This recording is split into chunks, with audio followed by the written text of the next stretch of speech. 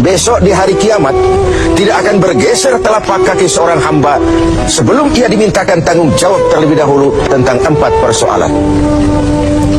Apa yang 4 itu? Pertama, an umrihi fima afnahu. Umur yang diberikan kepadanya akan dimintakan tanggung jawab kelak di mana umur itu dihabiskan. Diberikan umur 30 tahun ke 40 tahun, 50 sampai 70, 100 bahkan.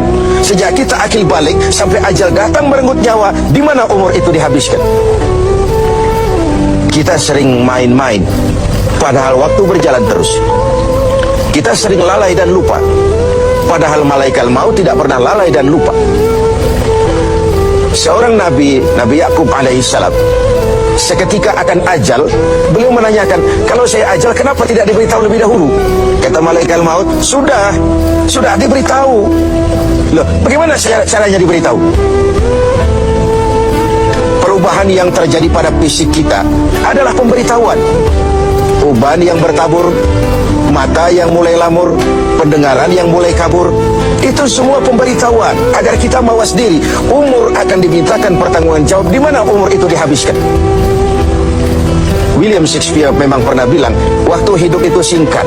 Tahu-tahu baru saja zuhur, tahu-tahu sudah asar. Baru saja asar, tahu-tahu sudah maghrib. Yang kemarin anak-anak, tahu-tahu sudah punya anak. Tahu-tahu, dan tahu-tahu. The time of life is short, kata Shakespeare. Waktu hidup itu singkat betul. Namun waktu yang singkat akan terasa ada manfaatnya kalau kita bisa memanfaatkannya dengan yang sebaik-baiknya. Apalah umur panjang kalau cuma untuk menimbun dosa dan kesalahan. Lebih baik umur yang panjang tapi untuk mengkoleksi berbagai kebajikan. Inilah makna ucapan Nabi, khairukum man tala umruhu wa hasuna amalu. Yang terbaik di antara kamu orang yang panjang umurnya dan banyak juga kebaikannya. Umur ini yang sering kita berleha-leha menghabiskannya untuk sesuatu yang tidak punya nilai, kelak akan dimintakan tanggung jawab di hadapan Allah Azza wa Jalla. Lalu yang kedua, wa an syababihi fima ablahu. Masa muda, pernah diberikan umur muda, di mana dihabiskan umur muda itu? Hura-hura atau untuk sesuatu yang bermanfaat? Dahulu ada seorang selebritis lah kalau zaman kita sekarang, namanya Ibrahim bin Adham, namanya Malik bin Dinar. Namanya saja sudah Malik bin Dinar, Raja bin Uam. Hidupnya jet set. Satu malam dia mengadakan pesta di rumah mewahnya. Datang seorang pengemis, bertanya kepada penjaga pintu, siapa yang punya rumah ini? Bos saya. Iya, Malik bin Dinar. Oh, orang kaya? Orang kaya. Selebriti? Selebriti. Dia hamba apa orang merdeka? Dia orang merdeka. Kalau hamba bagaimana bisa pesta sehebat ini? Orang tua itu senyum lalu bilang, sampaikan kepada bosmu Malik bin Dinar, dia memang orang merdeka. Kalau dia hamba bukan seperti ini pekerjaannya. Dia orang merdeka, dilarang tidak terlarang, dicegah pun tidak tercegah. Merdeka dia memperturutkan hawa nafsunya. Kalau dia hamba Allah, bukan begini pekerjaannya. Menghabiskan waktu untuk pesta, hura-hura, sesuatu yang tidak ada gunanya. Ini disampaikan kepada Malik bin Dinar. Dia tercenung mendengar orang tua yang misterius itu. Malamnya dia bermimpi kiamat datang, dia akan dia masukkan ke dalam neraka. Karena itulah lalu dia bertobat dan kemudian menjadi ahli sufi yang terkenal, Malik bin Dinar. Masa muda akan dimintakan tanggung jawab. Yang ketiga, wa an ilmihi maza amilabi. Ilmu yang dimilikinya, kemana ilmu itu diamalkan?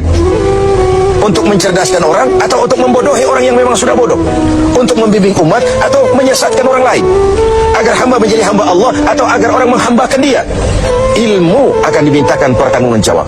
Yang terakhir, wa an malihi min aina iktasabahu wa fima anfaqahu. Kita akan dimintakan tanggung jawab tentang harta kita. Dari mana harta itu didapat dan kemana harta itu dibelanjakan. Perhatikan yang terakhir ini. Tentang ilmu, pertanyaan akhirat cuma satu, ilmumu kau amalkan untuk apa? Tentang umur, pertanyaan akhirat pun satu, umurmu kau habiskan di mana?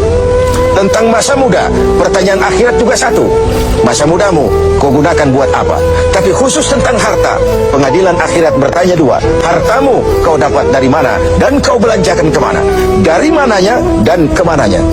Kadang didapat dari cara yang benar, tapi dibelanjakan untuk yang tidak benar. Atau bisa juga didapat dari cara yang tidak benar, dibelanjakan kepada jalan yang benar. Itu pun tidak mungkin kedua-duanya. Pemirsa TV 7 yang berbahagia, Mudah-mudahan kita tidak bernasib seperti orang tua pengusaha di awal pertemuan kita ini. Semoga kita menjadi orang yang bisa mempertanggungjawabkan baik umur, masa muda, ilmu pengetahuan, dan harta yang dititipkan Allah kepada kita. Tidak satupun yang akan luput dari pengadilan akhirat.